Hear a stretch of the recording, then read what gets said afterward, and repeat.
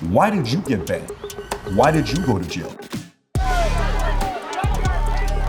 I'm fully aware that I would not have been banned or cancelled if I wasn't Andrew's brother. If I had played things my way, me and Andrew would probably be back in jail. I jumped off the rock. I'm not scared of jail. You want to send me back? Good, because if you send me back, you're now going to have to explain to the world why. Can they even do that? Like, what is the crime? Every story, all the girls, it's only towards Andrew. They don't care about the truth. They just want to spin some negative story. They wanted the Tate brothers in jail. It's us against the world.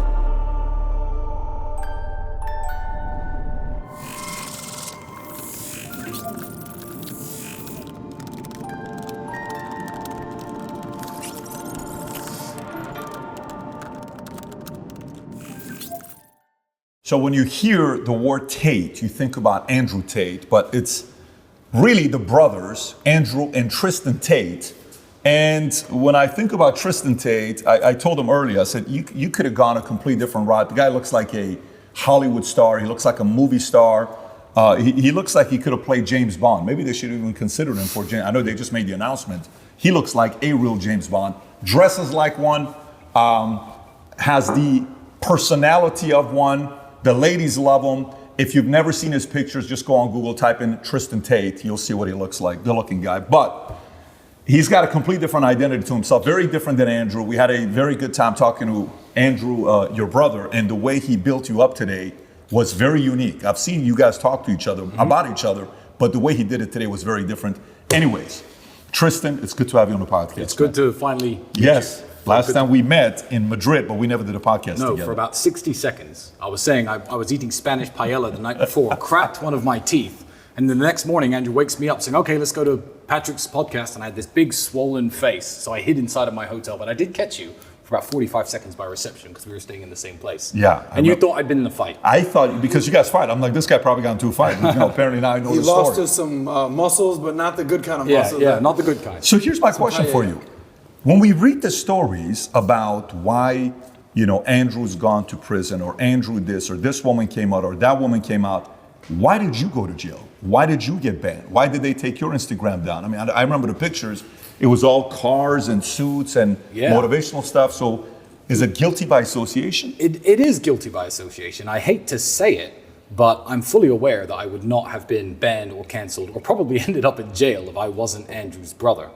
But there are so many benefits that come with being Andrew's brother that you have to take the good with the, you have to take the good with the bad. So it didn't upset me too much. No, I smiled about it. Where does this positive attitude come from? You could be the victim. Oh, Andrew, you did this. Yeah, you landed me in jail. Look at all our assets are seized. Yet, smile on your face, as gracious, just humble guy. Where did all this come from? It's always been the way me and Andrew are, and we've shared in our successes.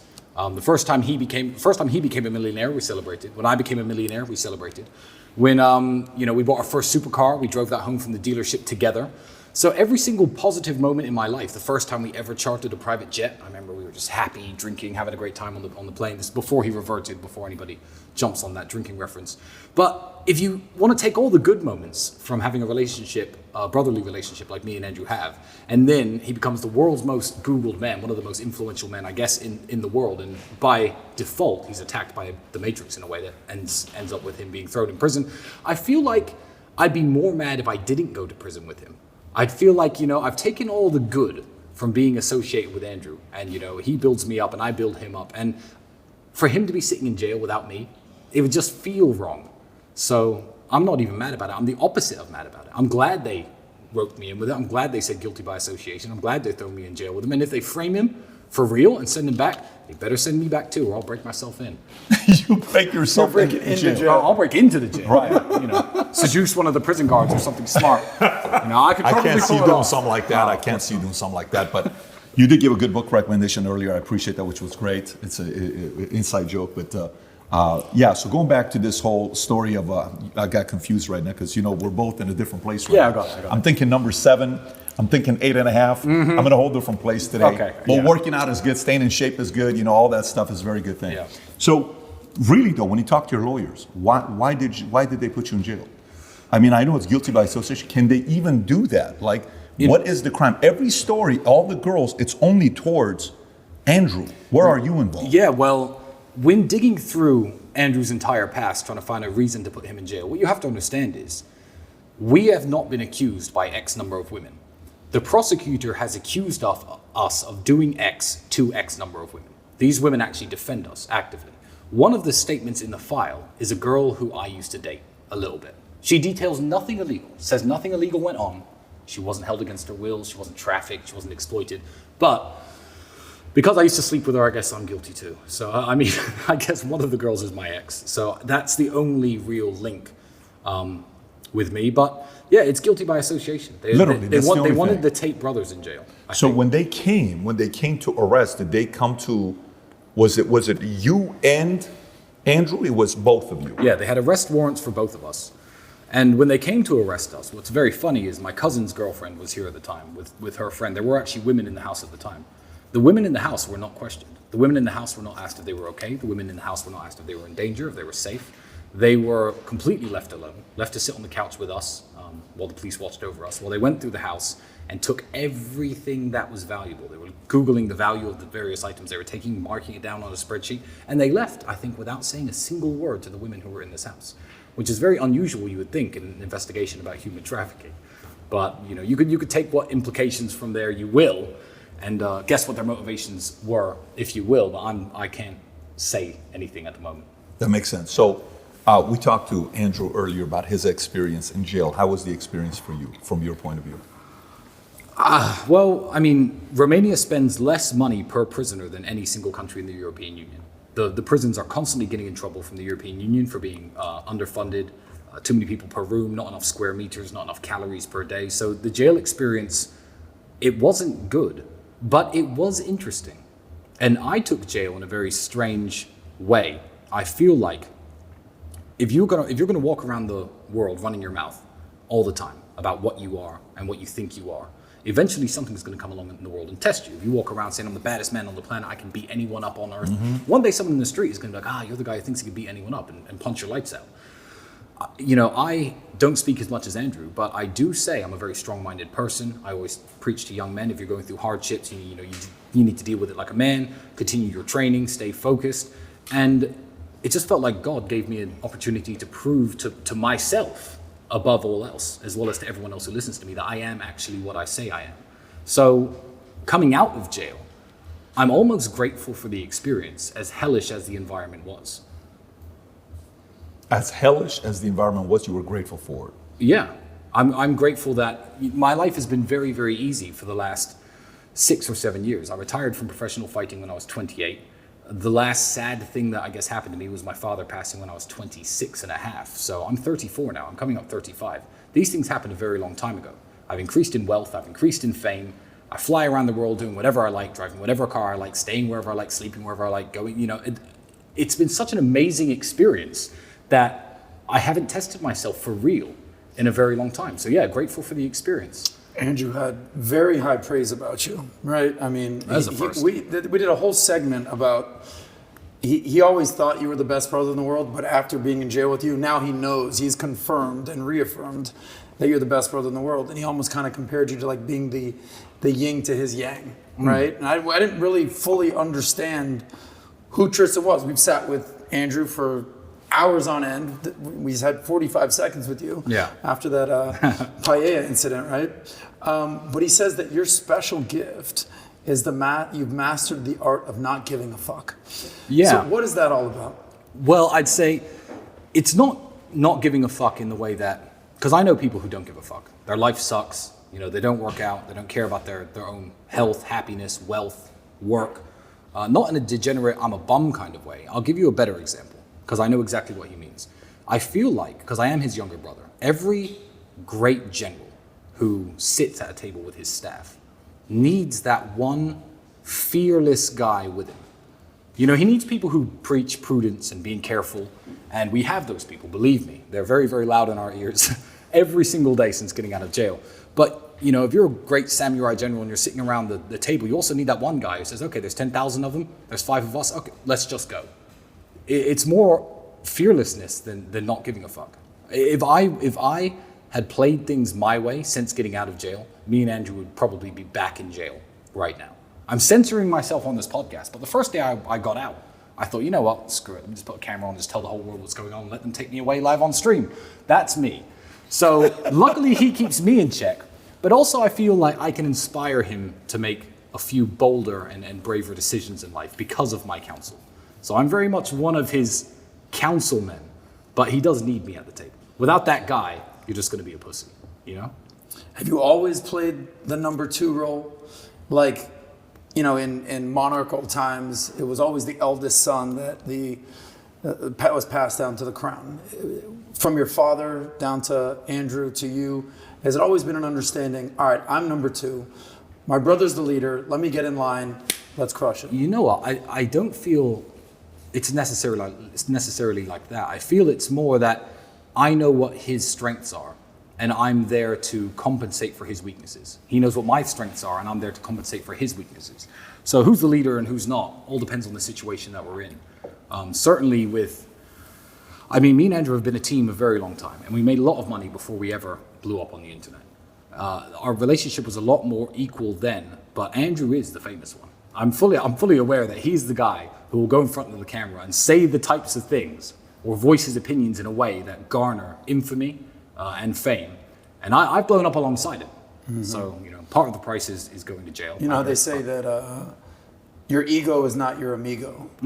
There must be some part of you. I mean, you're a 6'4", badass, good-looking, Hollywood-looking guy, girls, Bugattis, yet you're willing to take a back seat to Andrew's fame. So you must have a big ego to be the place that you're in, but you also have to take a step back and say, all right, Andrew, you're the guy. How do you grapple with that? Well, yeah, with what we're doing now, Andrew's certainly the face of it. But he wanted to build this. This was never my intention. I thought, okay, you're going to make some money on the internet. That's cool, Andrew. You do that. I'll continue doing what... In fact, I'm going to interject with another story. There was a time when me and Andrew could barely pay the rent. He was training and he was fighting full-time. He was a kickboxing one-time world champion, I think, at the time. And I was selling windows. Now, I'm a great salesman. So I was bringing home 1,000 plus British pounds per week. He didn't tell you this story, did he? No. He said he was a window He salesman. said he sold windows, but not the one you bring in. But he didn't say he was balling out, making 1,000 a week. No, I mean, that's not balling out. I think these 3 glasses of whiskey cost about $1,000. But I was making about 1,000 British pounds a week. Andrew had a previous sales experience. I was at the time working in sales, and Andrew was just living off his fight money. So I would come home every day. I say, I made this much sales, etc. I'll pay the rent. You keep fighting, because I was helping to support his kickboxing career. One day, Andrew looks at me and he says, you know what, Tristan, I'm just going to start selling for the same company you're selling for. We could bring $2,000, $3,000 into the house a week. We'll have a good life. We'll make money. And I said, Andrew, no, you can't do that. You can't do that, because if you are spending all your time chasing sales leads and knocking on people's doors like I am, then you're never going to find the time to discover something better, to discover something that's going to take us out of this crappy apartment. It's going to take us out of this crappy life. So even back then, when I was willing to work away selling windows instead of kickbox, because I got paid almost nothing. I was the European champion at my height. My most I've ever got paid was $1,000 a fight. I knew that wasn't the financially viable option for me. I was willing to sell windows to let Andrew continue to have time to train, but also have time to think. So now, everyone's like, oh, well, he's the face of this online persona, and you know, you guys make a lot of money for it. I'm like, I'm fine behind the scenes. I'm perfectly happy. I'm not missing anything from my life with my 2 million Twitter followers. I need 6.8 million to fulfill. You know, people will often try to, I guess, pit me against Andrew, which is the stupidest idea in the world. But they'll say stupid things to me like, your brother's more famous than you. And I'll say, yeah, my brother's more famous than you. Like, what's the big deal? If your brother were Mike Tyson, for example, and someone said your brother's a better boxer than you, you'd be like, yeah, my brother's Mike Tyson. What you know, it's this strange type of jealousy and envy that I think a lot of men can't cope with, that makes them drag each other down like crabs in a bucket. If my brother became, a billionaire, the world's richest man, and I had to stay at this level, I'd be like, yeah, my brother's the world's richest man. I'd be proud of him. And I don't see anything wrong with that. It's not a competition. We're a team. I think that's a big thing. So I got an 11-year-old son and a 9-year-old son. Okay. Beautiful. And the perspective to have, there's got to be also a massive level of maturity of the younger one towards the older one. I'm the younger sibling in my family. My sister's 6 years older. Well, we got a very good relationship in our family. But the wisdom of the younger is different than the wisdom of the older, right? You're more watching, you're more like, okay, yeah, that's probably not a good idea. I saw Dad smack him upside the head. I shouldn't do that. Okay, wow, that's pretty good. That leads to good praise, or that's good. Yeah, I don't like that. I have no interest in that. Okay, it's pretty. I would have probably done it this way, but I get it. So you have a different optic, right, to see different things. At what point was it when you're coming up and you guys you were talking outside and you're like, hey, we're so competitive that, hey, 6 years ago, the whole prank concept, but we no longer do pranks, all this. We're a big prank family ourselves. When was it, and even maybe from your pops, did Dad drive you guys to compete against each other, or did Dad drive you guys to compete against the world? What was his selling point to the two of you? I don't think it's something that we learned from my father. Okay. My father didn't have a brother or another guy in his life who were close like me and Andrew. I think it's something that happened organically. And it's not so much competition against each other in terms of what I can do and he can. It's more like, how much am I going to contribute to the team that you don't?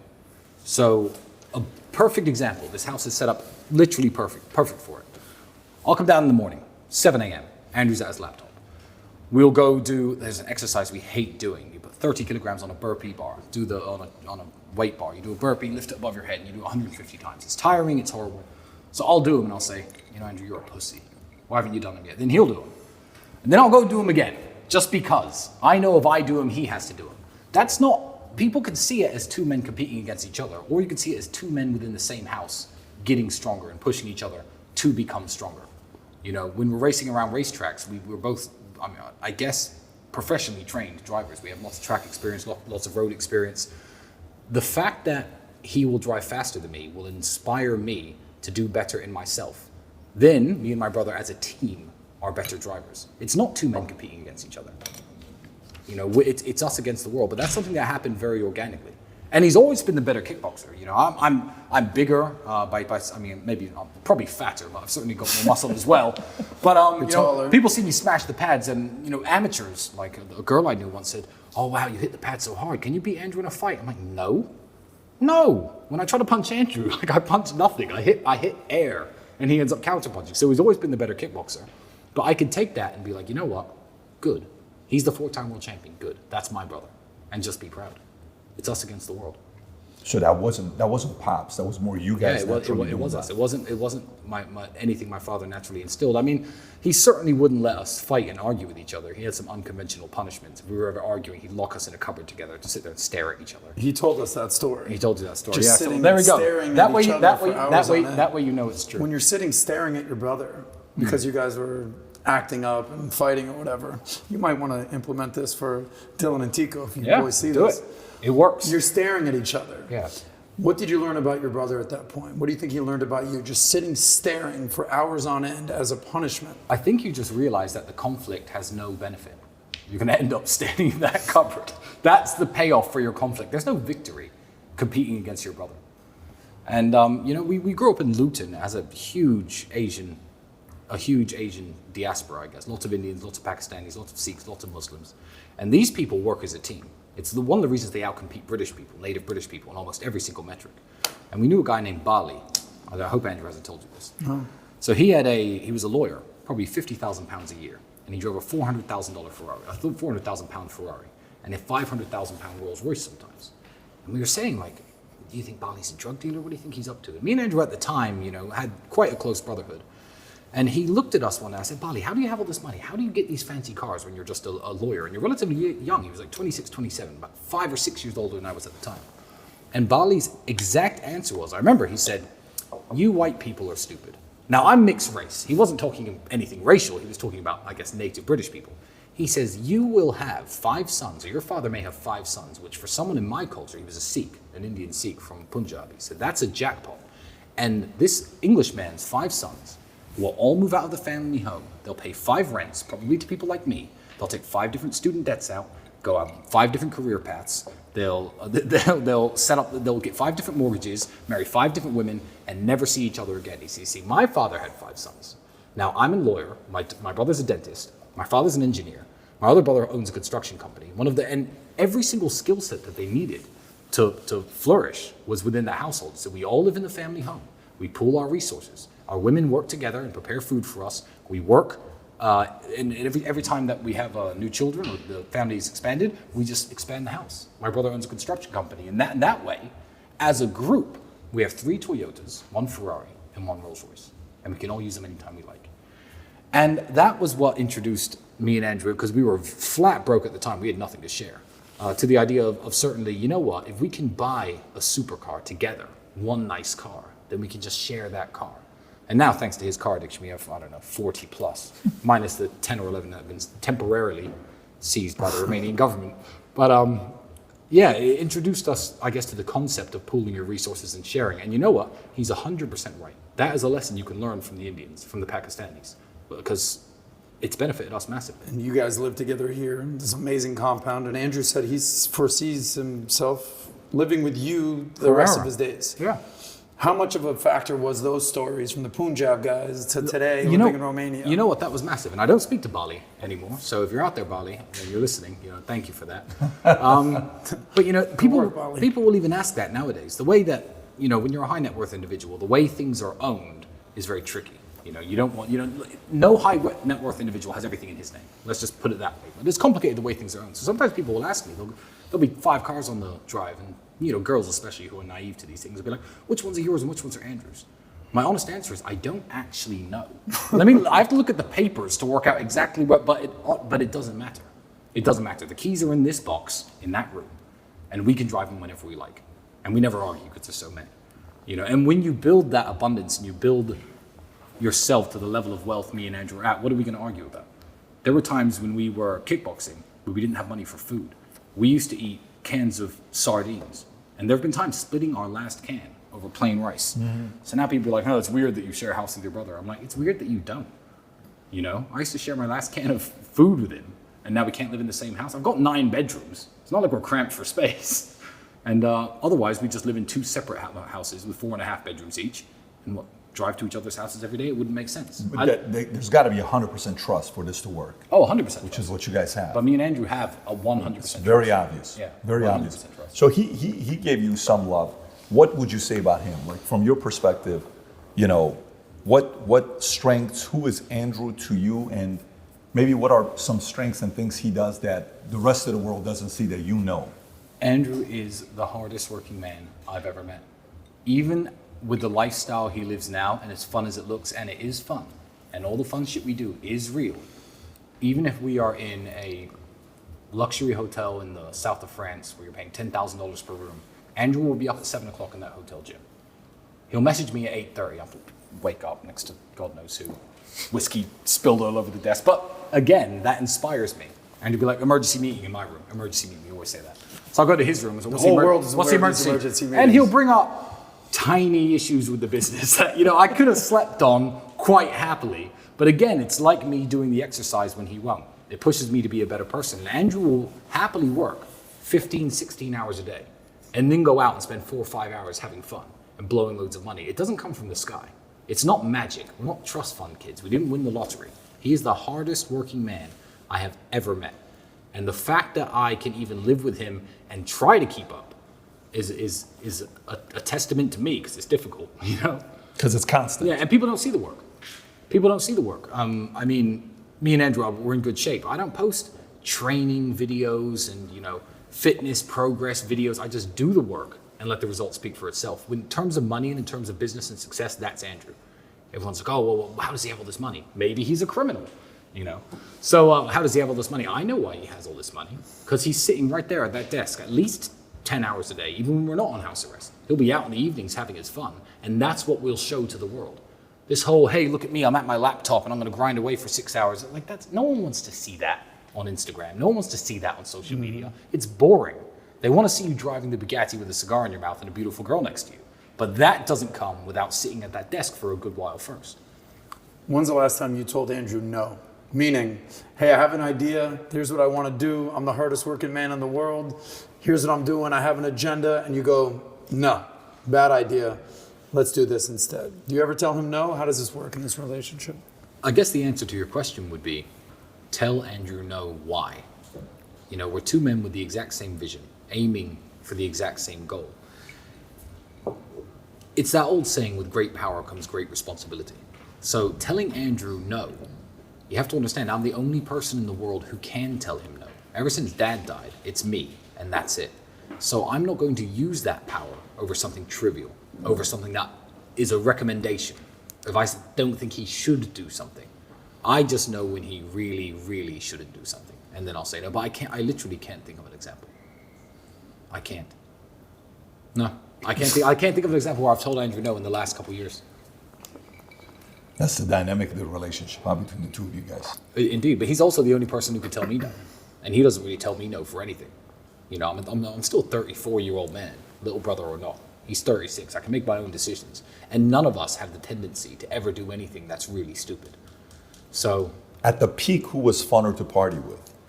Oh, I've always been the funnest to party with. Really? I'm still the fun one to party with today. No, don't worry about at the peak. I haven't reached my peak yet. Like, I'm still working on it. Yeah. I'm the one, Andrew, I'm the kind of guy, I definitely take the party a bit too far. I'll give you an example. Go out to the club, there's 5 guys, 15 girls. We're all having fun, we're all partying, etc. We'll come home, Andrew will be like, okay, well, this is the girl I'm with, I'm gonna go to bed. It's 3 a.m. I know I could go to bed with one of these women at any one time. Back in my party days, I've calmed down a bit on the womanizing, I really have. And he'll be in bed at 3. I'll still stay up till 6, drinking with the guys. Because I think, let me squeeze the maximum amount of fun out of this night as possible. So obviously it gets ruined when it gets to 6 o'clock and the girl I like is now asleep or home. And it's like, oh, wait, well, you know, I definitely messed that one up. But I'll certainly try to have as much fun as possible. And it comes back to bite me sometimes. But when's the last time you partied? You've been in jail. You haven't had one day of freedom this year. No. Right? You guys are known as these kickboxing, badass, womanizing party guys. But Andrew's been very subdued. He's converted to Islam.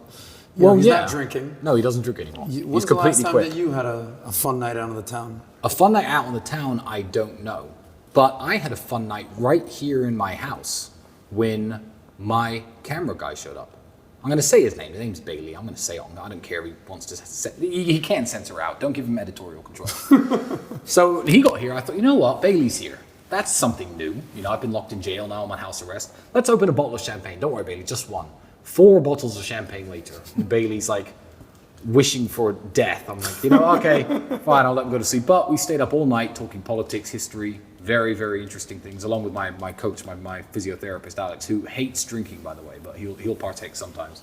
And, you know, it was just 3 guys together talking about, I feel like it's the way things should be, and the way things certainly were before mobile phones. Nowadays, everyone's too connected digitally. They speak to each other online too much. Everyone WhatsApps each other, checks on their friends that way. I like sitting around with my friends and just drinking and talking and having a good time and learning new things from them and telling them new things that they don't know. I find that to be incredibly fulfilling.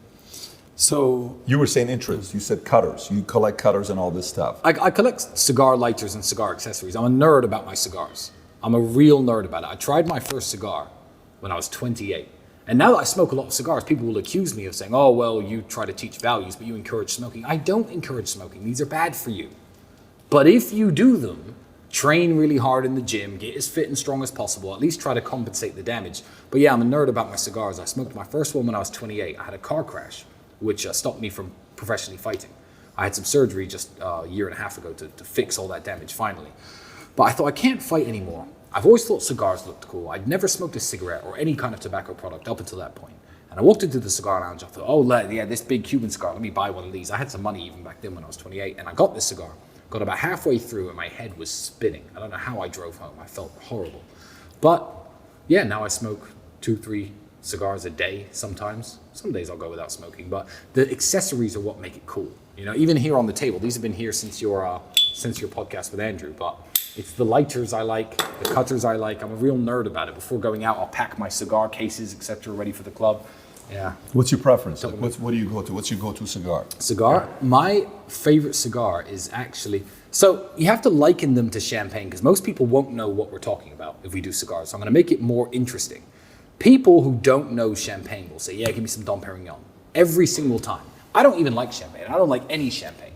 But there are old Frenchmen who know that there's a Veuve Clicquot bottle that's better than the Dom Perignon if it's the right year, etc. So with cigars, everyone goes Cohiba. When you can buy Cubans, when you're outside the United States, Cohiba is the Dom Perignon of cigars. It's got the yellow label. Everyone likes Cohibas. But this is not my favorite brand of cigar. But my favorite is H. Upmann.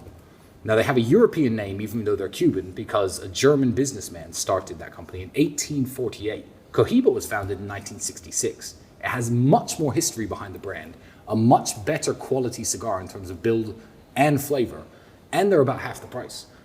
But me smoking H. Upmann's is not a budgetary decision. I mean, I'll buy cigars from the 1950s and smoke $6,000, $7,000 cigars just because I enjoy them. But H. Upmann are by far the best brand, hands down. Can I give a quick shout out real quick? Sure. I only smoke cigars with two people. Their last name is either Tate or Sapala. Okay. So shout out to Matt Sapala, by the way. If you're watching this, you're going to love this. Yeah. The finest of gentlemen, the Tates and the Sapala. That's it. That's a quick shout out. I very rarely smoke cigars, but if I do, it's with the Tate or actually, Sapala. Matt Sapala did a Minect call with Andrew right? last time, I think, using Minect, Yeah. and had a good conversation together. So going back to you, spiritually, Tate comes out, Andrew comes out recently announcing he's a Muslim, right? But in the podcast with us, he said, you're still a Christian. What is that conversation like between the two of you? Well, you have to understand, if you are a fan of Andrew who watches him on the internet, he's converted to Islam, that's sudden. It wasn't sudden. It was a journey that I saw him go on, which certainly lasted at least 10, 11 months up into the day he reverted, according to Muslims. So I'll use the proper terminology. Up until the day he reverted. I became a Christian about 6 years ago. I spent a lot of my life as an atheist, and I'm so ashamed to say that. I don't like the word. I think it's a bad word nowadays. Because I was young and naive and stupid enough to think that people could be perfectly moral and live in a perfect, harmonious society without the need for religion. And about 6 or 7 years ago, I looked around the world, literally, at what people were doing. The massive fetishization, I'll call it, of abortion, the degeneracy in society, and everyone's an atheist. I thought, are these my people? And I was living in Romania, the most Orthodox Christian country in the world. My daughter's maternal grandfather is actually an Orthodox Christian priest.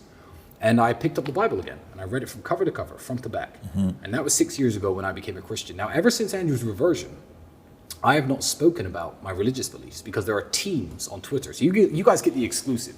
There are literally warring tribes on Twitter of Christian trolls, let's call them, and Muslim trolls, all fighting for my soul. Tristan, what do you believe in? Tristan, and I haven't mentioned my religion ever since Andrew's aversion to Islam. So there are people who think I'm a Muslim. There are people who know I'm a Christian. But for me, the values that are shared between the two faiths are both contrary to everything what Andrew would call the matrix is trying to shove down young people's throats and trying to program people to believe. I think the days of Christians and Muslims murdering each other in crusades and trying to take the holy city of Jerusalem, etc., are over.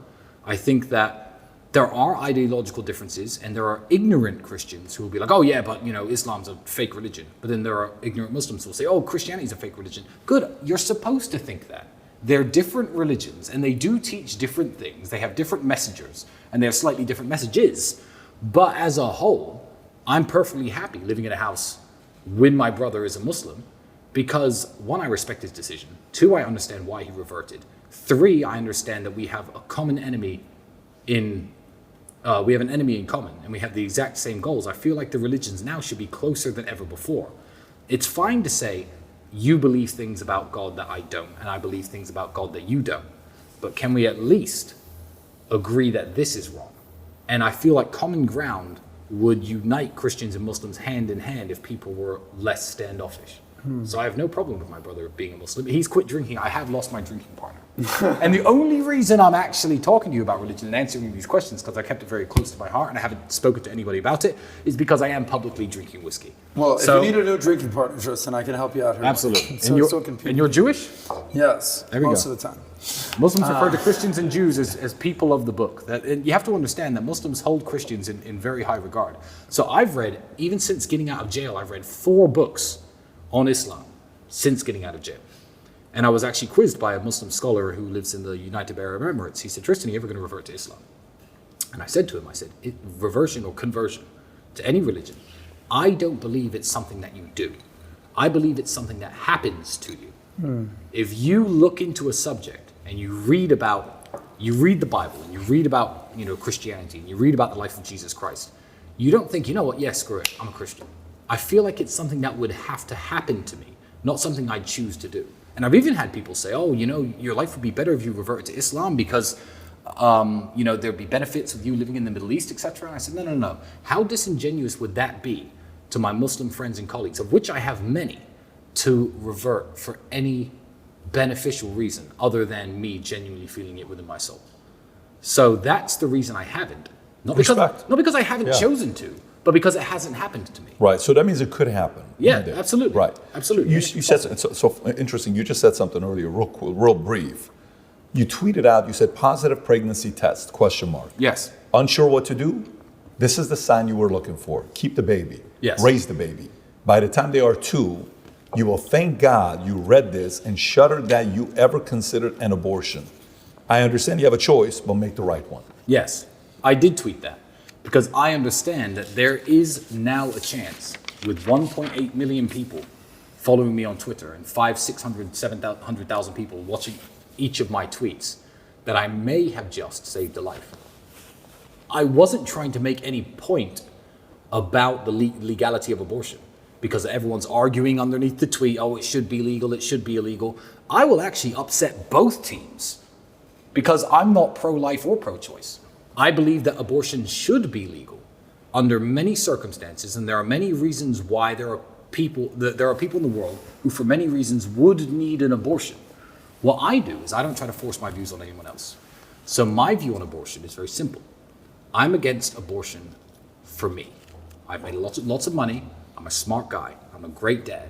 If I get some girl pregnant, even if it's by accident, it was my choice to sleep with her, and I'm going to make sure she brings that baby into the world and take care of it for the rest of its life. So I'm against it for me. I don't try to force my views on other people because otherwise we're going to start this whole debate. It's going to happen in the comment section of this video. Oh, but what if a woman gets raped? I'm against abortion being used as a form of contraception. So I'm on neither team. So both teams can get mad at me, and I don't really care. But yeah, I just thought with so many followers, maybe I'm going to get a letter in the mail in 17 years' time from somebody whose mother's going to tell them the story of the time she read Tristan Tate's tweet. And I thought that would be awesome. Wow. So that was my motivation. I wasn't trying to start a political argument because I really don't care enough about these issues to debate people on them because I know how I want to live my life. And if you're a crack addict on the streets of New York and you end up pregnant through sex work, I do believe there is a case where you personally don't need to be bringing a baby into the world. So I'm not going to tell you it's illegal. So I'm in the middle. So everyone can be mad at me. Everyone can hate me. Do you like debate? Oh, I love debates. Do you like it as much as he likes debates? Oh, I love debates. Okay, so you love debates. Oh, I love debates. Okay, so politically, when you think about like, are you following politics closely? Do you watch the election? Do you follow the election closely? I do, yes. What do you think about the elections in the U.S. right now? And the conditions in the U.S. politically? Jesus, I feel like both teams have psychos that they need to pander to the point where the whole process has become absolutely ridiculous. I feel like the right have fewer psychos who are less extreme that they have to pander to than the left. But you take people who say very normal things, and again, this is going to get me in trouble, like men can't get pregnant. And people who've been alive since the 1950s, since the 1960s, people who know that's not true, now have to pretend that they think it is true. And I'm like, I'm not going to go into what you think about foreign policy. I'm not going to go into what you think about the issues America's facing, because you just said men can get pregnant. So you're an idiot.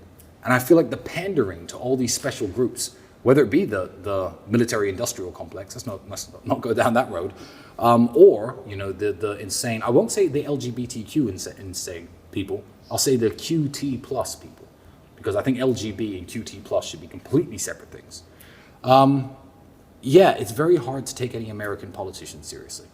I do know who I want to be the next president of the United States. You probably know who I want to be the next president of the United States. Joe Biden guy we talked about. Yeah.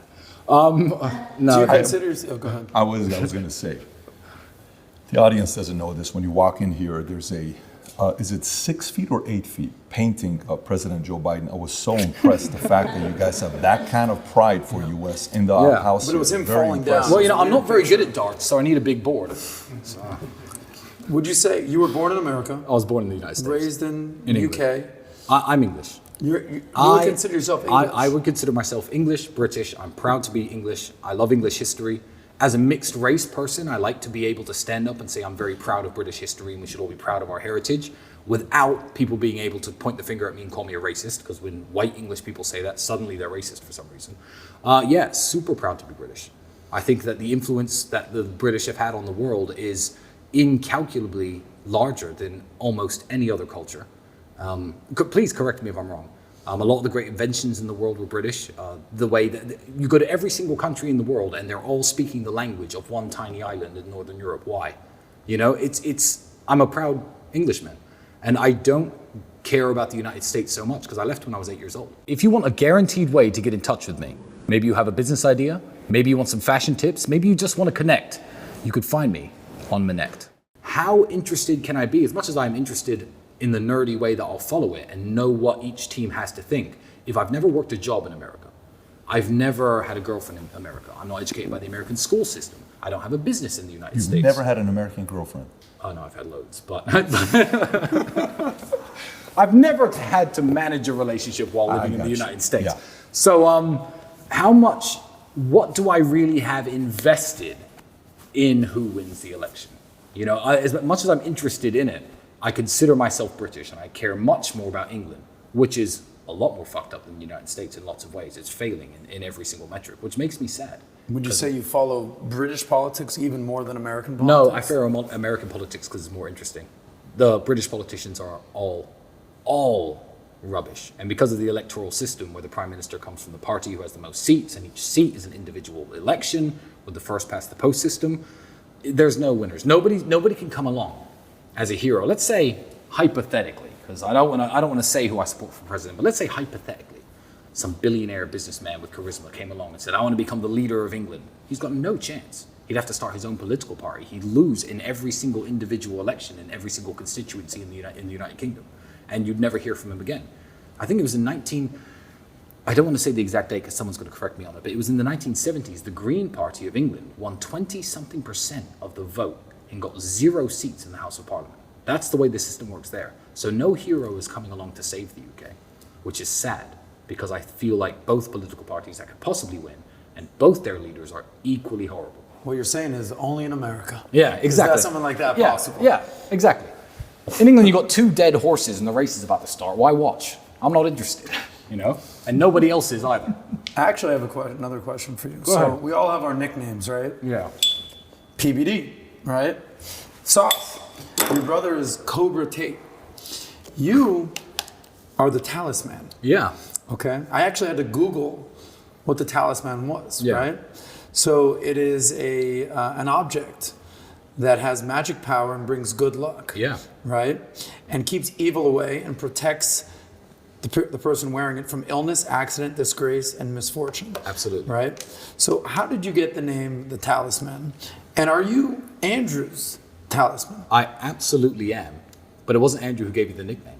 I was 17 years old and I was working at a sandwich shop and I used to hang around with this African guy from the Ivory Coast Republic. Luke, if you're watching, God bless you. I don't know where you are today. And we'd go out to various bars and we would, anytime he'd see attractive women, because I'm 17, what do you know? Of course I'm out there trying to meet women. And every time there was a group of attractive women, I'd go over and approach them and how smooth can a 17-year-old be? But, girls tended to like me and he called me his talisman. I don't know if it was his his lack of English that made him use the word talisman instead of good luck charm. But he would always call me his talisman, and it was the talisman. And that stuck. And then I needed a fight name, and it was Tristan the Talisman Tate. And I feel like if you are my friend, if I truly care about you, whether you are pursuing a new goal in business, whether you are attacked on the street, having me by your side I'm a good person to have by your side. And I've proven that hundreds of times to every single person who I hold dear. So I like that name because it suits who I am. You know, I say that in every single photo, if you see me and Andrew together, I'm always walking behind him. And believe me, I'll hit someone faster than the bodyguards with us will. I'm that guy. So I like the nickname, and I think it suits me very well. So you're Andrew's talisman. Yeah. Well, then how would you be worse off? Anything you want to do in life, how would you be worse off if I was fully invested in the idea that you had, and I was on your side, 100%? I'll sign you up right now. How would I make Tristan, you worse off? in. So I feel like that I'm a very well-rounded person, and it's not just for Andrew; it's for anybody I choose to associate with, or anybody I choose to do business with. So or protect, or certainly 5 years ago when I was a bit more wild, if you wanted to go out womanizing, I'm pretty good at that too. So I'd bring you some luck in that department. Sign right here. So. Yeah. No. Retired from that. Who's your talisman? In what business? It varies, because Life. the hardest thing to find in life is a flag carrier. It's the hardest thing to find is a flag carrier. Yeah. Flag carrier, you find a flag carrier that's fully with you, and then the time span of how long that person is going to be with you. You look at Elon Musk right now. Who's his talisman? One phone call away from David Sachs. David Sachs, things get done. The guy's a doer. Yeah, good point. It's a very. What do you think about Musk, by the way? What he's doing with Twitter? Love him. I absolutely love Elon Musk, and I shut down any criticism I see of him online because I don't think almost anybody is in a position to criticize Elon Musk. I'll give you an example. Elon Musk was dating that singer, Grimes, whatever her name is. Yeah. And some dork who fancies himself a dating coach on Twitter, I'm not even going to say his name because that would do him a massive favor, was like, oh yeah, Elon Musk really needs to book one of my calls for $29 for half an hour so I can give him dating advice. I'm like, who are you? Elon Musk is arguably one of the world's most powerful men. He has the power to send things into space and bring them back. One of the first independent human to ever have that power outside of being a government. He's insanely intelligent. He takes on tasks, Tesla automobiles, absolutely rubbish idea if you were to pitch it to anyone many years ago. And he turns them into successes. Elon Musk is a different breed. It's like a bunch of chihuahuas, laughing at a tiger's stripes, saying that his coat was wrong. Like, who are you to criticize him in any way? He doesn't need your dating advice. The man's got 10 kids. 9, rest in peace, and that must have been hard for him, God bless. But, how are you, some dork on the internet, going to criticize him in any way? Who is going to give a fuck about you 50 years from now, 100 years from now, 300 years from now? If Elon Musk keeps going the trajectory that he is going, he will be one of the most remembered people of our entire generation. Yeah, Barack Obama was the first black president of a country that used to be called the United States. Now West China. No, I'm joking. But in 500 years' time, 1,000 years' time, the guy who revolutionized space travel and took us from a single planet, wow, from a single planet species to a multi-planetary species, his name's going to be in the history books. No question. Long after everyone else's. So I don't even like anyone criticizing him in any way. So if you have anything bad to say about Elon Musk, go ahead, read your 7 things you don't like about Musk. Yeah, so here, Elon, number one. No, we're on the team Elon Musk camp. But I will say this. I didn't get a chance to ask your brother this, but since Twitter's the only platform you and your brother are allowed on. Yes. Right? What he's done for free speech is he's incredible. He's he's also a customer service representative. Yeah. It's very interesting. Your brother tweeted back to Elon. Elon tweeted famously, I think I'm going to remove accounts that are inactive or aren't tweeting anymore. Yeah. And your brother didn't bash him, said, great idea, Elon. Yep. But it is. I have a suggestion. My father passed away, 7 years ago? 8, maybe 8. 8 years ago. I still read his tweets all the time. I would really appreciate if he would keep his account active. Yeah. As of today, I think his account is still active. It is still active. So, thoughts on that? The fact that Elon Musk possibly read your brother's tweet. Well, he's kept it active. Well, he's liked some of Andrew's tweets before. But you have to understand, and I fully understand. I don't have an ego. I fully understand. If you don't know me, and you've never met me, and you listen to what the prosecution service of Romania is saying about me, even if you like me, and even if you don't believe it, the smart choice is wait for it to be proven bullshit before interacting with me. You know, because an association, I would not want to be associated with somebody who was a human trafficker. I wouldn't. So I get it. If someone doesn't actually know me and they're like, oh, well, let me distance myself from Tate right now. Yeah, it's sad. And yeah, most people who have their bullshit detector switched on can know what's happening to me and why, or to Andrew and why. But he's liked some of Andrew's tweets, but he doesn't follow us and he doesn't interact with us besides those likes. And I completely understand that decision. Because what if tomorrow photos of a room behind that room come out with chains and mattresses where people were kidnapped and kept, you know, the kind of evidence you'd expect in a case like this. You know, what if that comes out? Yeah, I saw none of that, by the way. Oh, yeah, no, you have to type in the special code on it. But anyway, so yeah, no, Elon is a wonderful guy, and I think he's kept Andrew's account up on purpose. If I could give Elon one piece of advice, I've actually criticized people for giving Elon advice, but there is one thing that he did that I think he could have done better.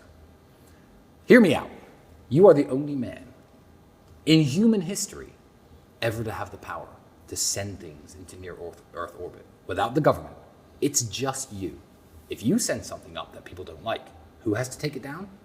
The Russian government, the United States government. I get that he sent a Tesla. I get it. But I have criticized him on this before.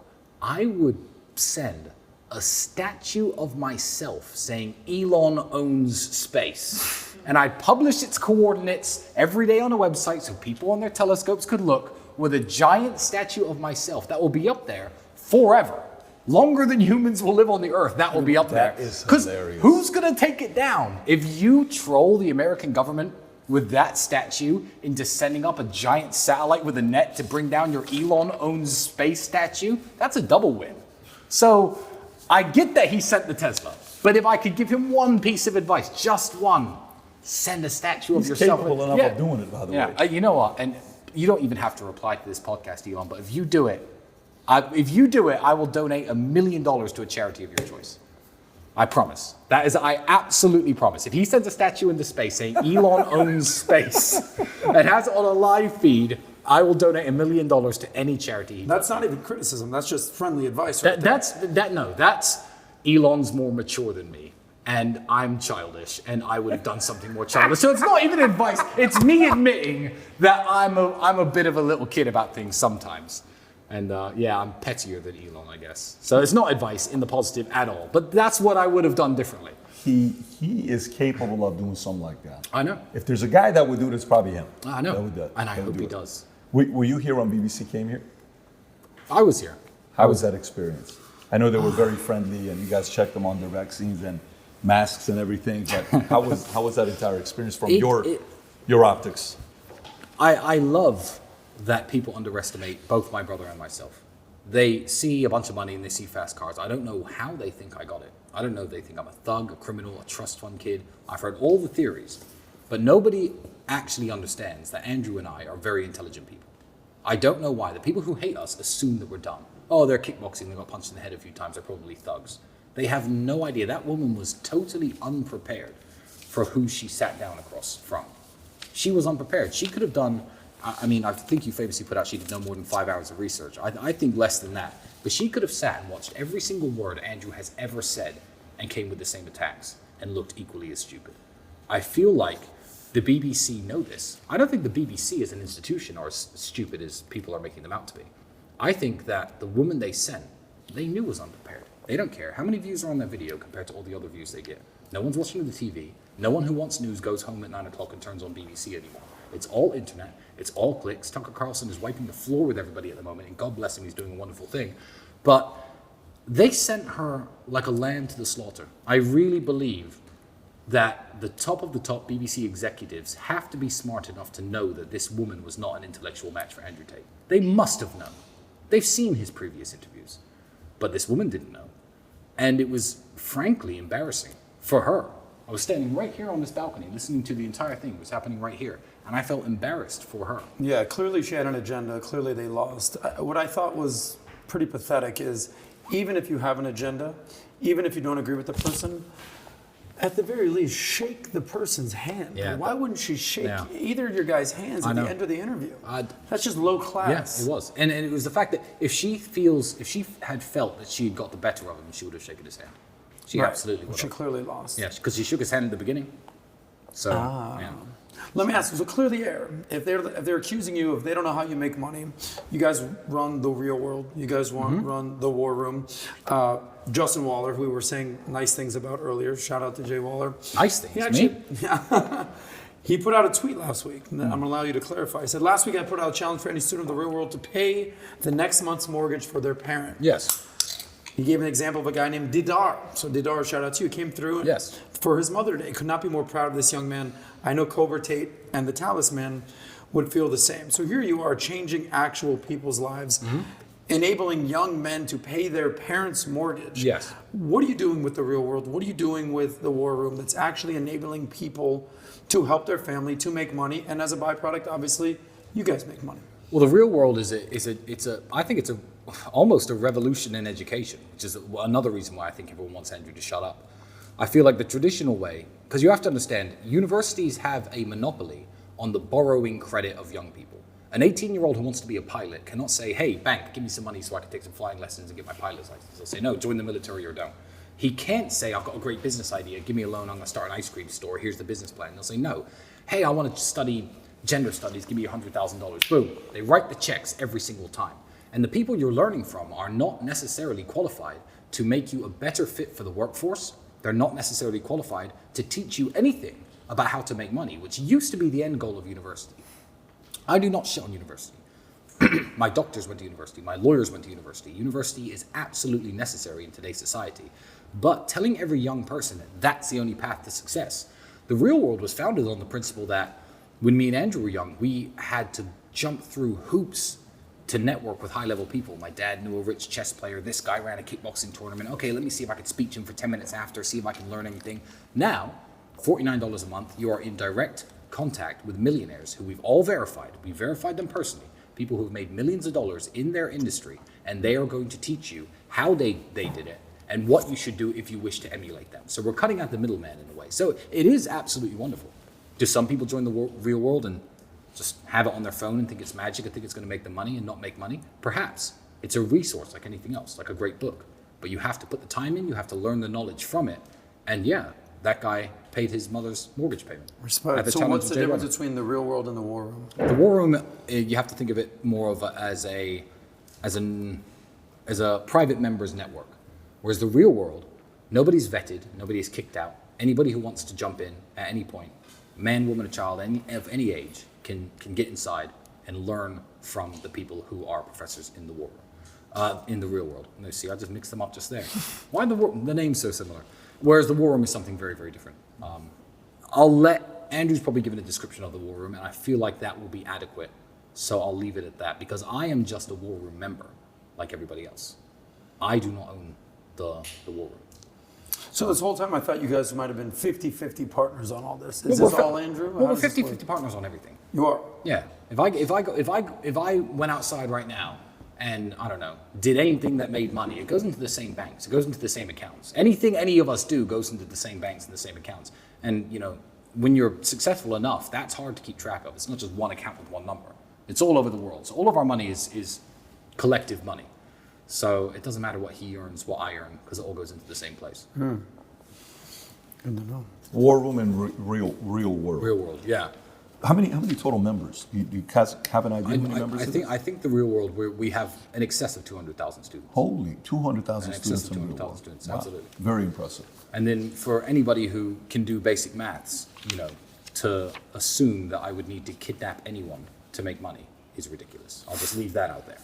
But you know, the people who are involved in this attack don't care how I make money. They don't care in the truth. They don't care about the truth. They just want to spin some negative story about me. And I feel like they failed, but we'll see. We'll see what happens. Time will tell the way it's going right now. Yep. We're going to see what's going to happen here soon. But I'm not afraid of anything. They can't stop me. Have you ever been a child and found something scary? I have an example. I was living in Indiana, 7 years old, and everyone was jumping into this lake from this big, tall rock. And I sat there all day And all afternoon, while everyone jumped off this big tall rock, I walked to the edge of it 5 or 6 times. And I thought, you know what? That's scary. I'm not going to do it. And by the end of the day, I jumped and thought, oh, well, that was no big deal. And I did it again and again. Then it was time to go home. I was no longer afraid of that. The worst punishment these people can do is to try to discredit my name, which fails, and to put me in jail. I've jumped off the rock. I'm not scared of jail anymore. You want to send me back? Good, because if you send me back, you're now going to have to explain to the world why. You're going to have to show the evidence this time. So you better prove it. You know, whether I get sent back or not, they're going to have to finally show their cards. They've been sitting here with a 7 and a 2. Well, I'm across them with aces, and there are aces all across the floor. And they've been chip leader, pushing their chips around, making their power moves. The time is coming where they're going to have to put their cards on the table. It's going to be tough for them. Yeah. It's going to be really tough for them. By the way, were you here when, well, I'm assuming you were here, when I think it was Andrew who showed the clip where he agreed for the vice guy to come here. Is this a true story? Yeah. There was an event that the War Room held called The Test. Nobody knew why they were coming or what they were doing, and Andrew matched them up in a professional fight on no notice, because everyone likes to talk big and say, I'm ready and I've been physically training, etc. And people could either pass the test by getting in the cage or fail the test by denying it. And the vice guys went through the test, and the entire time he went through the test, he was like, this is awesome, yeah, I understand how this helps men grow, and etc. Gave me all the bullshit in my ear. I knew he was a snake from day one. Called him out on the podcast. So this guy's a complete dork, and he's not to be trusted. Now, Andrew ran this idea by everybody. The people who are careful, my legal team, my PR team, some of them are here. And a lot of people said, no, don't do that. No, you'll look like a bully, you'll look like you're mean. I was like, this guy, when we were in jail, released the most biased piece of negative journalism I've ever seen against us. Screw this guy. Andrew was like, really? I said, yeah, go for it, Andrew. I was that guy who said, who cares? What's he gonna do? Break into my house, pass my security guards, and somehow beat me up? Now, we would have loved to fly to Australia or Thailand and stand him up there, so he's got a nice, 16-hour economy flight home. But sadly, all we could do was book arrest. And I thought it was absolutely hilarious. He's still begging for an interview, by the way, even today. How long was he waiting outside? Oh, he came back twice. He wasted the whole day, but outside of my gate and physical hours spent, maybe 3.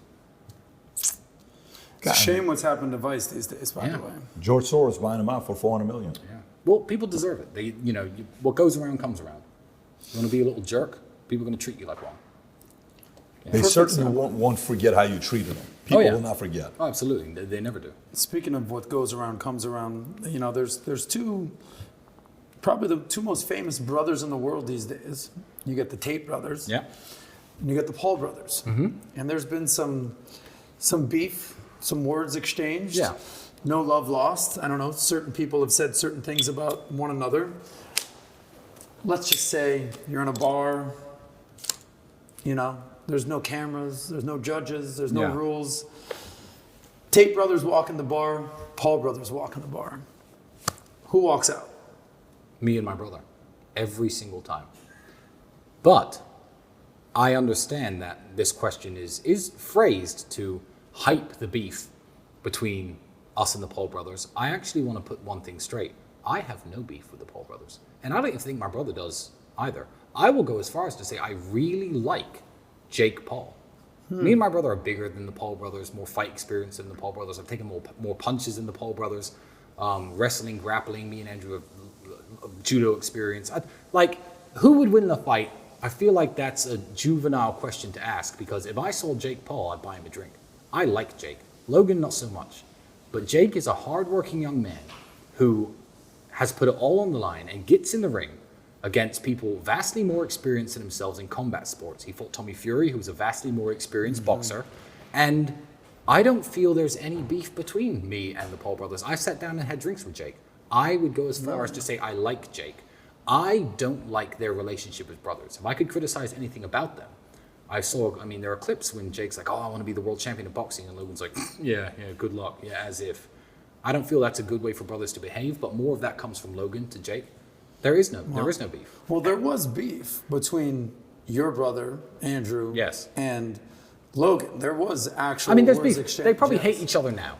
But it doesn't matter. I remember a year ago, Logan Paul saying, oh, Andrew's the big fish now, but we'll see in a year where he is. And now no one cares who Logan Paul is. So, no one who doesn't drink his cheap, sugary energy drink really cares who he is. And I think in 5 years, no one's going to know who he is, but Andrew's still going to be relevant. Wow. So, but I think that's how the victory is going to be won. But I don't think about the Paul brothers. I haven't thought about them in a long time. But I have spoken to Jake since getting out of jail. And I will say right now, I like Jake. And I like Logan for one thing and one thing only. Logan brought back, with that loser KSI, this old notion of, okay, we've got beef. Well, instead of rapping about each other or, talking shit on Twitch streams, let's handle it like men. And that's how I grew up. I grew up in a very bad part of town. And, I've had 40-something professional fights myself. That's how beef was settled between men. Nowadays, everyone wants to stab each other or just talk shit and not actually back it up. Logan and KSI brought back the tradition of, I challenge you to a duel. So I feel like Logan has given something great to the world, even though I may personally dislike him a little bit. And Jake, I have nothing bad to say about. So I know that's a boring answer. No, it's all good. I respect Jake. Well, in the last interview we did, your brother called out Logan pretty hard. And then the last time we saw your brother out in public, there was a face-off between him and Jake. Him and Jake. Correct. Yeah, because there was talks of a fight at the time. Gotcha. I think certainly any plans to join in on the YouTube boxing community were thwarted by our arrest and our imprisonment. But I also feel right now, and I'll say it unapologetically to anybody involved in that industry, YouTube boxing's dying. It was fun for a while. It was a spectacle for a while. You think it is? You think it's dying? I think it's dying. I think people want to see Jake versus KSI. Jake will kill him, by the way. And after that, no one really cares anymore. I think that you can only put a spin on boxing for so long, but you're never going to beat the traditional, this guy's trained 15 years against this guy who's trained 15 years, old school rules of boxing. I've actually likened YouTube boxing to celebrity sex tapes. Hear me out. Lots of people watch pornography, which is haram, by the way. Don't watch pornography. It's one of the worst habits that men could possibly have. But lots of people watch this stuff of professionals having sex with each other, okay? A celebrity sex tape comes out. They're crap at sex. Guy's got a small dick. But everyone watches it. Why? Because it's a novelty. It's entertaining for a very short time. Kim Kardashian got famous that way. Pamela Anderson, Paris Hilton. Back in the day, that was a big deal. Oh, look, it's a novelty. It's porn. But this is a celebrity, someone we know, someone who we watched videos of, someone who we've seen speak on TV. YouTube boxing had its big moment, like celebrity sex tapes had their big moment, and now people are bored of watching the losers with small dicks, and they want to see the guys with the big dicks fuck. So now I think people want to see real boxing again, and everyone's bored of this. Well, I know him a bit, so I'm going to watch two idiots elbow each other in the face because they don't know how to throw punches straight. Well, just so you know, right now, the moment Tommy Lee sees this, he's going to be very upset at you. To say what you said about him, because when the sex tape with Tommy Lee and Pamela came out, I haven't seen it. Okay. I haven't seen it. Tommy Lee has got a respect in the market. Tommy Lee Okay. is All he's right. a known commodity. So last thing. But does my analogy make sense? It's a funny do you get it? analogy. And I think I made that up. No one else has ever said that. No, So that's a that's the Tristan first Tate I've heard. original thought. But I'm right. It's over. Everyone's bored. Sex tape. Yeah. So when this whole charade is done, Yeah. and you and your brother are proven innocent, Yes. and you're scot-free, Yes. walk us through what the future holds for the Tate The brothers. future holds more of the same. I feel like the days when me and Andrew were on a mission to get to the next step, we have to get here, we have to get here, we have to get here, that ended a while ago, and this case has now given us one more of those. We need to beat this. That's our next hurdle. But I'm more about trying to enjoy the steps than caring about what the next one is. I want to spend time with my daughter.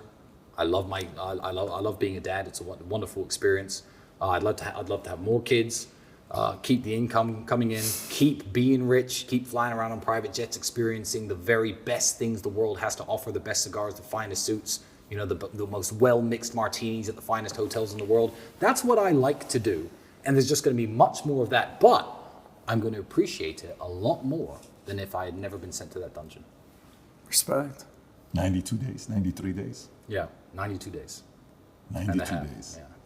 And you guys watched a very good movie together, Rush Hour. I mean, to have access to that kind of stuff, that's pretty epic to watch movies and stuff. I think the people at the Romanian police force are probably studying that movie right now as well. I'm sure you've heard the story. But yeah, and on the flight back, that song is stuck in my head right now. I can't get it out of my head. The catch-up song. Yeah. Jesus Christ. Yeah, Andrew's Fashion gone over the advice. stories. Fashion advice. You're like, it's amazing every time you put Yeah. it together. So, 22-year-old guys watching this, How can I get better in fashion? What tips could you give them? Oh, there's one tip. There's one tip that overrules absolutely everything. Be in shape. The person who makes my suits, the same person who makes the suits of King Charles of England. Now, I have nothing bad really to say about King Charles, but he looks worse in his suits than I look in my suits. They're made by the same people. Why? Because I'm in good shape. A suit is all about how it fits you. It's not about, I have to be Tristan Tate, I'm going to go to Savile Row in London and I'm going to buy a $10,000 suit. No, get into good shape, buy a Hugo Boss suit, you know, for a couple $100, maybe $1,000, you could put one together. Have your mother, have someone you know with a sewing machine, you know, taper it in a little bit at the sides, make sure that the leg is the exact right length. But if you are shaped like a man in good shape, the suit's going to look good on you. There's no way you can be obese, lazy, out of shape individual and go to my tailor and come out of my tailor shop, regardless of how much you spend, looking like me. Be in shape is the #1 fashion advice I give to anyone. It's the old Versace t-shirt, you know, on a big fat guy versus just a plain $5 t-shirt on a guy who's in decent shape. That's my advice to young men. Be in good shape and buy clothes that fit you. That overrules absolutely every single fashion rule that anyone could give. The man makes the suit doesn't make the man. Absolutely. Absolutely. I was expecting one gray, one navy blue, one this, one that. No. 3 different Be in colors. shape. No, be in shape. It's actually in the shape. best Be in advice you shape could possibly and get. own one suit. It's fine. Yeah. So we learned a lot today. We learned the kind of cigars you like. It's half the price of Cohiba. We learned we're going to have to see what's going to happen with Romania because with the case, we have to kind of wait for that. We learned that these YouTube fights is like porn, celebrity porn. You know I'm right. You're smiling because you know I'm from right. there. And we learned that the best tip for fashionable advice is to be in shape. Absolutely. This has been an incredible conversation with you. I wish we could have done it last time. I'm glad we were able to do it this time. And me as well. You look good. No, nothing going on here, which is good. But looking forward to the next time. Hopefully next time we talk, you guys will be free and you'll be able to tell some stories that maybe we couldn't tell today. Oh, absolutely. I'm looking forward to that. Brother, this was great. Yeah, it's been great. Yes. It's been great. If you want a guaranteed way to get in touch with me, maybe you have a business idea, maybe you want some fashion tips, maybe you just want to connect, you could find me on Minect.